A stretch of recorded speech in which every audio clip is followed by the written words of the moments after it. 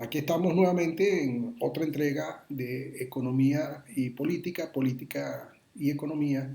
En la entrega anterior habíamos quedado hablando de las elecciones del 6 de diciembre y qué podía pasar a partir de una nueva reconfiguración del esquema político venezolano, visto que las encuestas demuestran que Venezuela va hacia un proceso de cambio. 90% de los venezolanos quieren que haya un cambio.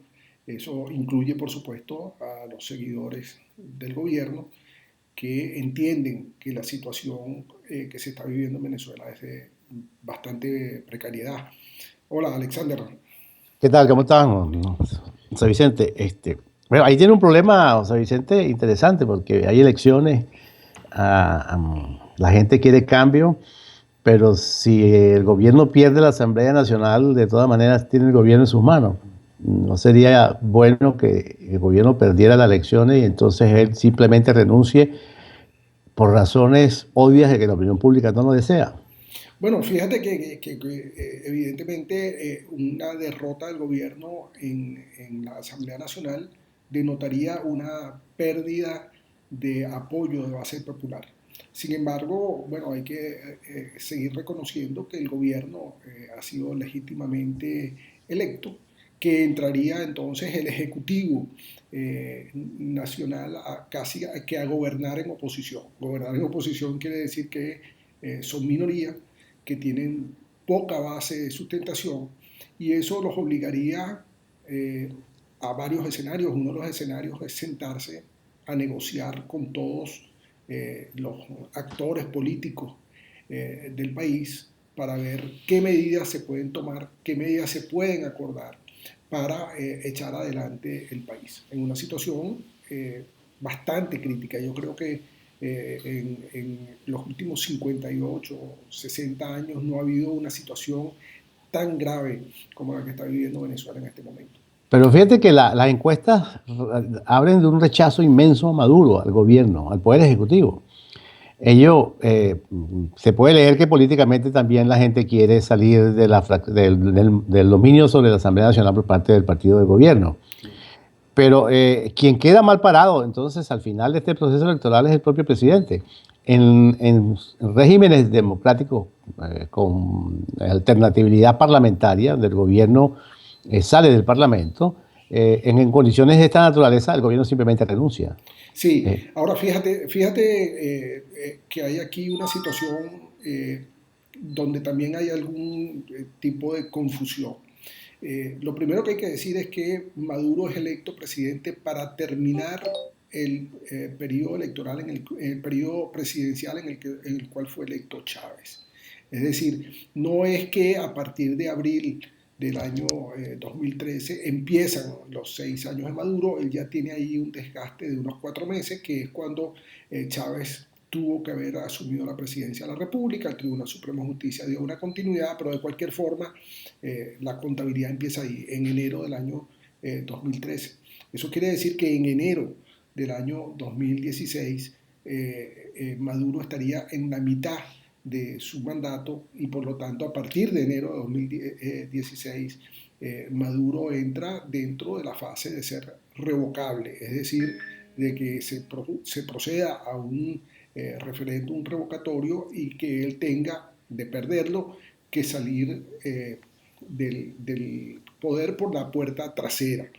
¿Eso está planteado? Bueno, no lo pero sabemos. eso es interesantísimo porque con una oposición triunfante en las elecciones en la Asamblea Nacional, el paso inmediato es ir entonces a un referéndum para revocar al presidente. O Bueno, sea, lo sería cierto, entonces mecanismos democráticos bastante eficientemente bien utilizados, aprovechando la presión de la opinión pública en rechazo total del gobierno, de la Asamblea Nacional y de Maduro, y entonces tendríamos una situación nueva, muy rápida. Es un país que puede comenzar a resolver sus problemas en condiciones, no de guerra, pues en condiciones de paz y claro, sin violencia política. por la vía de la democracia, de la participación de la gente en este tipo de cosas. Eso que tú acabas de decir es muy Porque, importante, porque entonces ahí es cuando podemos hablar claramente de transición. La gente está sacando la cuenta de que la mitad del periodo de Maduro se cumple en abril, y eso no es verdad. La mitad del periodo de Maduro se cumple, como te dije antes, en el mes de enero, porque él continuó el proceso, el periodo presidencial de Hugo Chávez. De hecho, si hubiese un referéndum revocatorio, habría que hacer una nueva elección, porque ese revocatorio se está dando antes del cuarto año de gobierno, y quien sea electo viene también a terminar ese periodo presidencial. Es decir, no es que se abre un nuevo periodo presidencial, a menos que, y entonces nos seguimos poniendo traviesos, en la nueva Asamblea Nacional, dependiendo de la fuerza que tenga, se plantee hacer una especie de Asamblea Nacional Constituyente, o que proceda a una reformulación de la Constitución que permita terminar el periodo presidencial justo después de un referéndum revocatorio, comenzar un nuevo periodo Claro, pero presidencial, y sería un buen momento para resincronizar las ah, ah, elecciones pero de las asambleas con las presidenciales, reducir el mandato, lo largo del tamaño presidencial y este tipo de cosas. Pero fíjate la responsabilidad en manos de los grupos de la oposición, porque el país está bajo un proceso de contracción económica absolutamente insostenible e intolerable. La economía ha caído cerca de 22% en los últimos 4 años. El per cápita es hoy la tercera parte de lo que era hace 4 o 5 años. Es decir, el proceso de empobrecimiento en Venezuela es tan acelerado que requiere soluciones políticas inmediatas. Las soluciones económicas existen, Sí, sabemos cómo hacerlas. Pero las soluciones políticas son mucho más complejas porque son acuerdos políticos y entonces se hacen sobre sobre el acuerdo con el pueblo, que simplemente es el voto. claro. Es decir, sobre la vía democrática entonces nos queda un camino interesante. La única forma de restaurar las heridas económicas y matar el empobrecimiento o detenerlo es que nos movamos rápidamente hacia esos cambios que tú acabas de anunciar, esos mecanismos constitucionales que están a la mano para que se recorte el tiempo de sufrimiento político y económico para poder entonces iniciar una etapa de crecimiento económico y confianza, sobre todo que la gente en el mundo comience a creer de nosotros nuevamente. Bueno, amigos, hemos llegado al final de esta entrega. Vamos a volver con este problema que ha planteado Alexander. ¿Cómo vamos a resolver? ¿Qué tiene prioridad, lo político o lo económico? ¿Se pueden atacar las dos cosas a la vez?